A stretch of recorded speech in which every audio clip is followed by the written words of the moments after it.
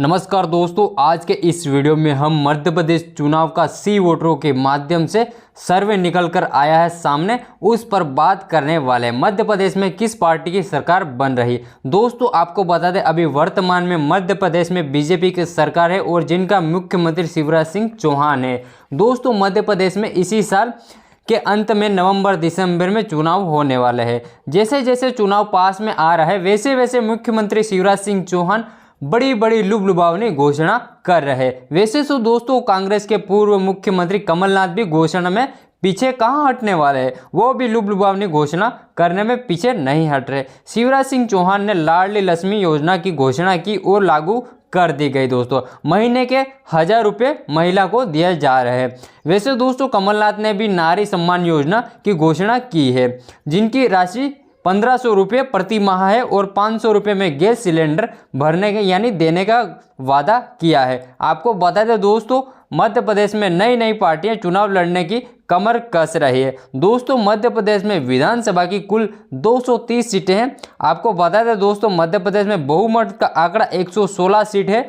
किसी भी पार्टी को अगर प्रदेश में सरकार बनानी है तो उस पार्टी को 116 सीट जितनी होगी तो उस पार्टी की सरकार बना जाएगा। तो दोस्तों सबसे पहले हम बात कर लेते हैं मध्य प्रदेश के सागर जिले की। सागर जिले में दोस्तों विधानसभा की कुल 8 सीटें, 8 में से दोस्तों बीजेपी को यहां पर 2 सीटें मिलती दिखाई दे रही और कांग्रेस को 6 सीटें मिलती दिखाई दे रही। सागर के बाद दोस्तों अगला जिला आ जाता है भोपाल। भोपाल में विधानसभा की 7 सीटें, 7 में से दोस्तों यहां पर बीजेपी को 3 सीटें मिलती दिखाई दे रही और कांग्रेस को 4 सीटें मिलती दिखाई दे रही।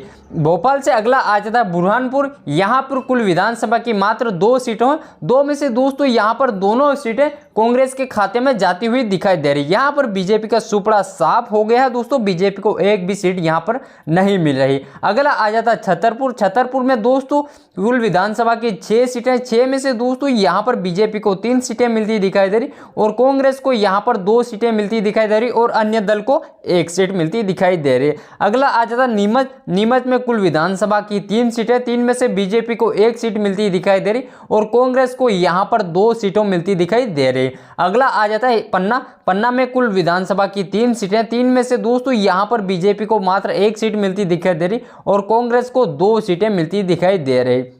अगला आ जाता है राजगढ़। राजगढ़ में कुल 5 विधानसभा सीटें, 5 में से बीजेपी को 1 मिलती दिखाई दे रही और कांग्रेस को यहां पर 4 सीटें मिलती दिखाई दे रही। अगला आ जाता है रतलाम। रतलाम में कुल विधानसभा की 5 सीटें, 5 में से बीजेपी को 1 सीट मिलती दिखाई दे रही और कांग्रेस को 2 सीटें मिलती दिखाई दे रही और अन्य दल को भी दोस्तों यहां पर 2 सीटें मिलती दिखाई दे रही। अन्य दल ने भी अच्छा खासा प्रदर्शन किया है यहां पर दोस्तों।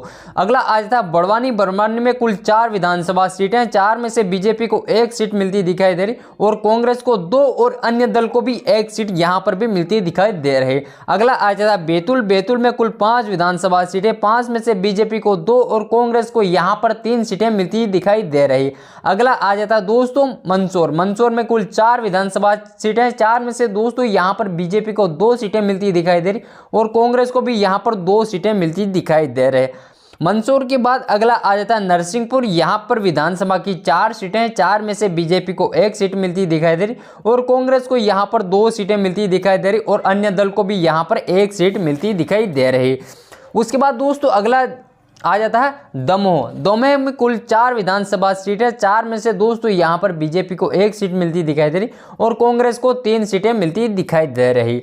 अगला आ जाता है दतिया। दतिया में कुल 3 विधानसभा सीटें, 3 में से दोस्तों यहां पर बीजेपी को तीनों सीट मिलती दिखाई दे रही। यहां पर बीजेपी लीड करती दिखाई दे रही और कांग्रेस के यहां पर सुपड़ा साफ हो गया, कांग्रेस की लुटिया डूबती दिखाई दे रही। अगला आ जाता है दतिया के बाद देवास। देवास जिले में कुल 5 विधानसभा सीटें, 5 में से दोस्तों बीजेपी को 2 सीटें मिलती दिखाई दे रही और कांग्रेस को यहां पर 3 सीटें मिलती दिखाई दे रहे। देवास के बाद अगला जिला आ जाता है धार। धार में कुल 7 विधानसभा सीटें, 7 में से दोस्तों बीजेपी को 2 सीटें मिलती दिखाई दे रही और कांग्रेस को 3 और अन्य दल को भी यहां पर 2 सीटें मिलती दिखाई दे रही।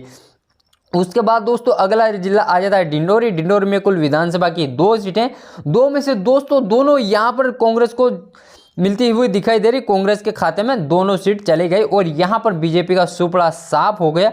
अगला आ जाता है हरदा। हरदा में कुल 2 विधानसभा सीटें, 2 में से दोस्तों यहां पर बीजेपी को 1 सीट मिलती दिखाई दे रही और कांग्रेस को भी यहां पर 1 सीट मिलती दिखाई दे रही।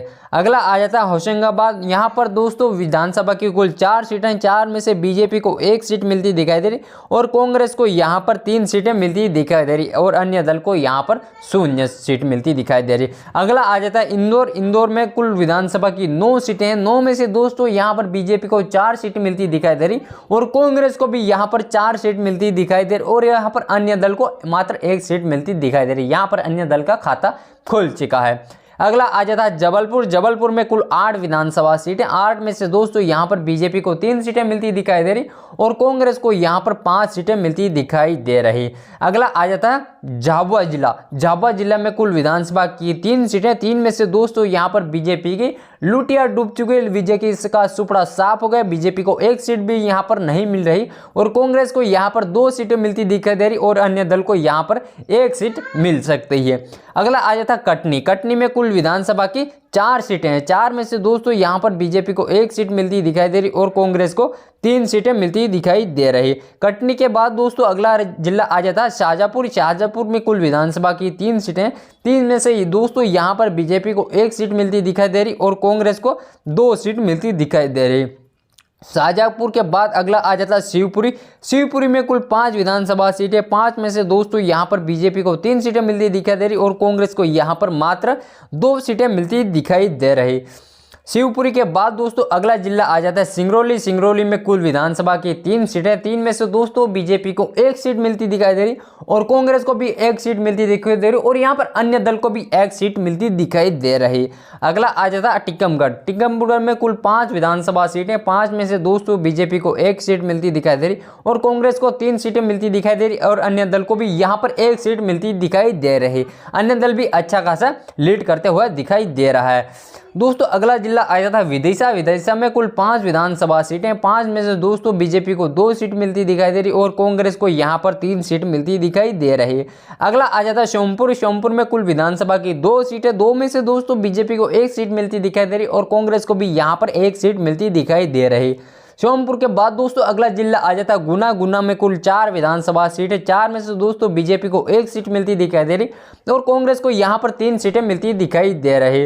गुना के बाद दोस्तों अगला जिला आ जाता है अनूपपुर। अनूपपुर में कुल विधानसभा की 3 सीटें, 3 में से दोस्तों बीजेपी को 1 सीट मिलती दिखाई दे रही और कांग्रेस को यहां पर 2 सीट मिलती दिखाई दे रही। अगला जिला आ जाता है बालाघाट। बालाघाट में कुल विधानसभा की 6 सीटें, 6 में से बीजेपी को 1 सीट मिलती दिखाई दे रही और कांग्रेस को यहां पर 5 सीट मिलती दिखाई दे रही। अगला आ जाता है सिवनी। सिवनी में कुल विधानसभा की 4 सीटें, 4 में से बीजेपी को मात्र 1 सीट मिलती दिखाई दे रही और कांग्रेस को यहां पर 3 सीट मिलती दिखाई दे रही। अगला आ जाता है दोस्तों मंडला। मंडला में कुल विधानसभा की 5 सीटें, 5 में से बीजेपी को 3 सीटें मिलती दिखाई दे रही और कांग्रेस को मात्र 2 सीटें मिलती दिखाई दे रही है। अगला आ जाता है छिंदवाड़ा। छिंदवाड़ा में कुल 7 विधानसभा सीटें, 7 में से दोस्तों बीजेपी को यहां पर कुछ भी सीट नहीं मिल रही। यहां पर बीजेपी का सुपड़ा साफ हो गया और कांग्रेस को यहां पर 7 में से 7 सीट मिलती दिखाई दे रही है क्योंकि ये दोस्तों ये कमलनाथ का गढ़ माना जाता है। अगला आ जाता है खंडवा। खंडवा में कुल विधानसभा की 4 सीटें हैं, 4 में से बीजेपी को यहां पर 2 सीटें मिलती दिखाई दे रही और कांग्रेस को भी 2 सीटें मिलती दिखाई दे रही। अगला आ जाता है रायसेन। रायसेन में कुल विधानसभा की 4 सीटें, 4 में से बीजेपी को 1 सीट मिलती दिखाई दे रही और कांग्रेस को यहां पर 3 सीट मिलती दिखाई दे रही। अगला आ जाता है सीहोर। सीहोर में कुल विधानसभा की 4 सीटें, 4 में से बीजेपी को 3 सीटें मिलती दिखाई दे रही और कांग्रेस को यहां पर 1 सीट मिलती दिखाई दे रही। अगला आ जाता है रीवा। रीवा में कुल विधानसभा की 8 सीटें, 8 में से दोस्तों बीजेपी को 2 सीटें मिलती दिखाई दे रही और कांग्रेस को यहां पर 5 सीट मिलती दिखाई दे रही और अन्यों को भी यहां पर 1 सीट मिलती दिखाई दे रही। अगला आ जाता है सतना। सतना में कुल विधानसभा की 7 सीटें, 7 में से दोस्तों बीजेपी को 2 सीट मिलती दिखाई दे रही और कांग्रेस को यहां पर 5 सीट मिलती दिखाई दे रही। अगला आ जाता है शहडोल। शहडोल में कुल विधानसभा की 3 सीटें, 3 में से बीजेपी को यहां पर 2 सीटें मिलती दिखाई दे रही और कांग्रेस को मात्र 1 सीट मिलती दिखाई दे रही है। अगला आ जाता है दोस्तों खरगोन। खरगोन में कुल विधानसभा की 6 सीटें, 6 में से बीजेपी को 2 सीटें मिलती दिखाई दे रही और कांग्रेस को यहां पर 3 सीटें मिलती दिखाई दे रही और अन्य दल को भी यहां पर 1 सीट मिलती दिखाई दे रही। अगला आ जाता है सिंधी में कुल विधानसभा की 4 सीटें, 4 में से दोस्तों यहाँ पर बीजेपी को 1 सीट मात्र मिलती दिखाई दे रही और कांग्रेस को 3 सीट मिलती दिखाई दे रही। अगला आ जाता है ग्वालियर में कुल विधानसभा की 6 सीटें, 6 में से बीजेपी को 2 सीट मिलती दिखाई दे रही और कांग्रेस को यहाँ पर 4 सीट मिलती दिखाई दे रही। अगला आ जाता है उज्जैन में कुल विधानसभा की 7 सीटें, 7 में से बीजेपी को 3 सीटें मिलती दिखाई दे रही और कांग्रेस को यहाँ पर 4 सीटें मिलती दिखाई दे रही। अगला आ जाता उमरिया में कुल विधानसभा की मात्र 2 सीटें, 2 में से 2 कांग्रेस को खाते में जाती दिखाई दे रही। यहाँ पर बीजेपी के सुपड़ा साफ हो चुका है। अगला आ जाता भिंड में कुल विधानसभा की 5 सीटें, 5 में से दोस्तों बीजेपी को 2 सीट मिलती दिखाई दे रही और कांग्रेस को यहाँ पर 3 सीट मिलती दिखाई दे रही है। अगला आ जाता मुरैना में कुल विधानसभा की 5 सीटें, 5 में से दोस्तों बीजेपी को 2 सीट मिलती दिखाई दे रही और कांग्रेस को यहाँ पर 3 सीट मिलती दिखाई दे रही। अगला आ जाता है दोस्तों आगरमालवा में कुल विधानसभा की 2 सीटें, 2 में से बीजेपी को 1 सीट मिलती दिखाई दे रही और कांग्रेस को भी यहां पर 1 सीट मिलती दिखाई दे रही। अगला आ जाता अलीराजपुर में कुल विधानसभा की मात्र 2 सीटें, 2 में से दोस्तों यहां पर बीजेपी को सुपड़ा साफ हो गया, बीजेपी को 1 भी सीट नहीं मिल रही और कांग्रेस को यहां पर 2 में से 2 सीट मिलती दिखाई दे रही है। अगला आ जाता अशोकनगर में कुल विधानसभा की 3 सीटें, 3 में से दोस्तों बीजेपी को 1 सीट मिलती दिखाई दे रही और कांग्रेस को यहां पर 2 सीट मिलती दिखाई दे रही। तो दोस्तों ये था मध्य प्रदेश विधानसभा का ओपिनियन पोल। तो दोस्तों अपन बात कर लेते हैं मध्य प्रदेश में कुल 230 सीटें हैं, 230 में से बीजेपी को यहां पर 80 सीटें मिलती दिखाई दे रही और कांग्रेस को 137 सीटें मिलती दिखाई दे रही और अन्य दल को 13 सीटें मिलती दिखाई दे रही। तो दोस्तों अगले वीडियो में जल्दी मिलते हैं, तब तक के लिए जय हिंद, जय भारत, वंदे मातरम।